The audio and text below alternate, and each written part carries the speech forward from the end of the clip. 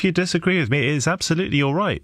While we are still learning, and we will continue to learn, I fear, the horrors of that ghastly night and morning, while we're still seeing headlines like Grenfell firefighters hampered by equipment, while we're still learning of the disaster, while we're still finding out things such as fire crews citing low water pressure, radio problems, equipment that was either lacking or didn't arrive before the fire on the 14th of June got out of control. Well, Newsnight has learned a high ladder did not arrive for more than 30 minutes, while we're still coming to terms with what those poor people experienced in the early hours and beyond, what they're still going through now.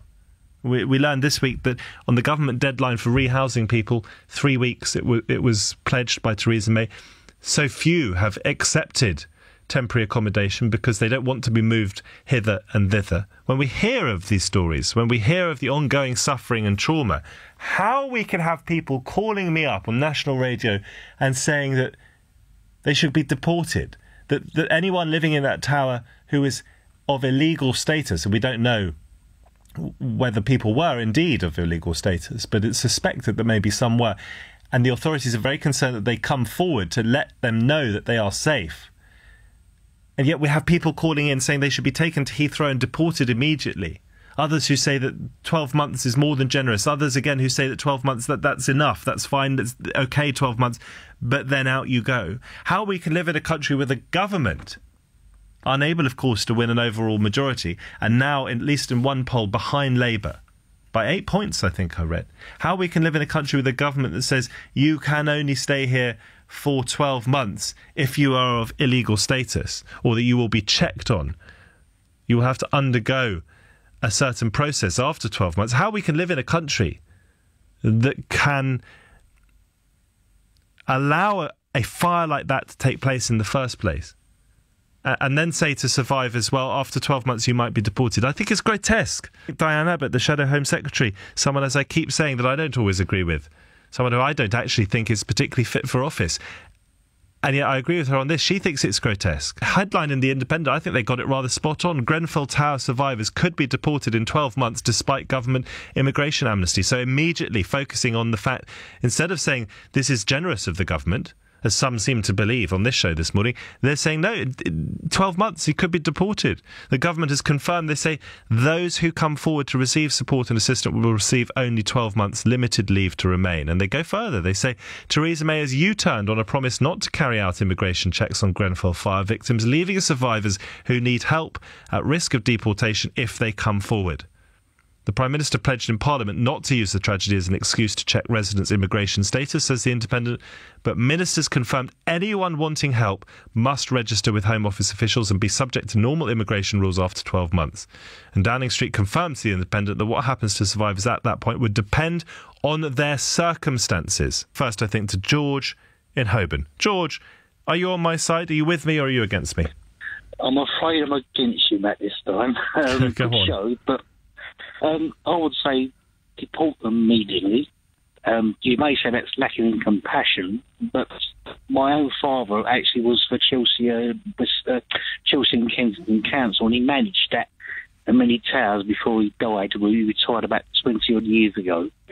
But, I mean, fraud was rife in 20 years ago, and it's only got worse since. But when people say, you know, you're lacking in compassion, sorry... well, I was just going to challenge you on that. I was just going to ask you, where's your evidence for first of all, the fraud going on 20 years ago? My father was quoted in the national press, broadsheets.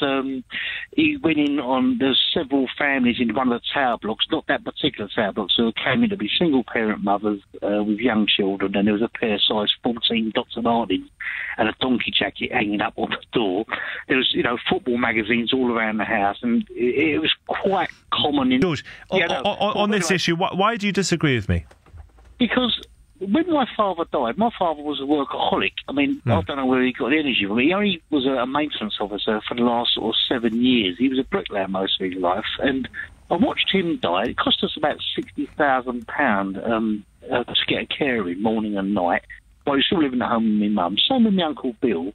When people say compassion, it's wonderful if you can have compassion for all, but it's the compassion for those that went to, or are still to this day, going to crap inner city comprehensive schools, like I did, inner city sink schools in the 1970s?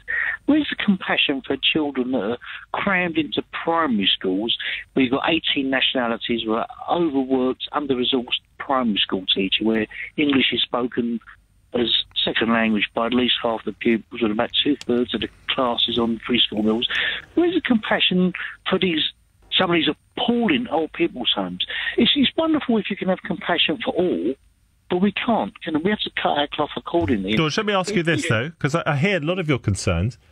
And in fact, I was thinking on this very show whether we were going to be talking about the suggestion that there's a lottery if you do end up going into care later on in life, because some of the standards in some homes, and I think it's a vitally important topic and it could affect all of us. But just tell me this: given the numbers we're talking about in Grenfell Tower and Grenfell Walk, why do you think it would harm the life chances of any of the people that you've just enumerated by being compassionate in these extreme circumstances? I'm not defending illegal immigration, but what these people have gone through is so appalling that surely we should be doing everything that we can, everything in our power as a country, to empower them to have the best chance to get over that trauma. And for me, that means giving them certainty about their future, certainty about their direction of travel. Their travel should be in this country and we should look after them. Yeah, but, they've entered the country illegally. There's legal means to come into a country, and you go through all the rigmarole. They've just bypassed that, and they've basically put a thumb up or put a finger up to the country. Where was, my father was in the Korean War in the infantry. All my uncles were in the Second World War.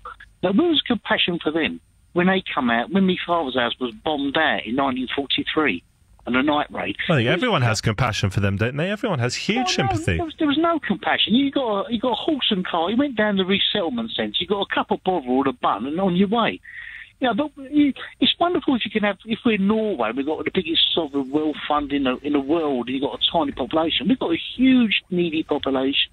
These people have come in illegally. Yes, of course. Let's be clear, we don't know who has and hasn't come in illegally. No, but George, I suspect it won't be vast numbers, and I would suspect that the schooling of the children that you've talked about, the care that people are undergoing in care homes, none of that will be adversely affected if we are generous to people who have undergone this sort of life-altering trauma. But George, I hear you. I think about a point of principle. This is the principle thing. If you can give out to people that should have been who committed criminal acts, the old people now that are in their 80s and 90s who have perhaps not committed a criminal act, and they're getting pushed to the back of the queue, and it's happening on a very grand scale. It's a matter of principle for me. It's not a matter of compassion or not compassion. People might say I'm not being a very compassionate person, but I'm a taxi driver now. I'm just finishing work now. I'll go around London. It's not the London that I knew. There's a huge amount of poverty in London now, in pockets. Where's the compassion for these people? George, I've got compassion for every one of those people. I just think in these exceptional circumstances, we need to make an exception. Thank you so much for your view. Nonetheless, that's George in Holborn. Mark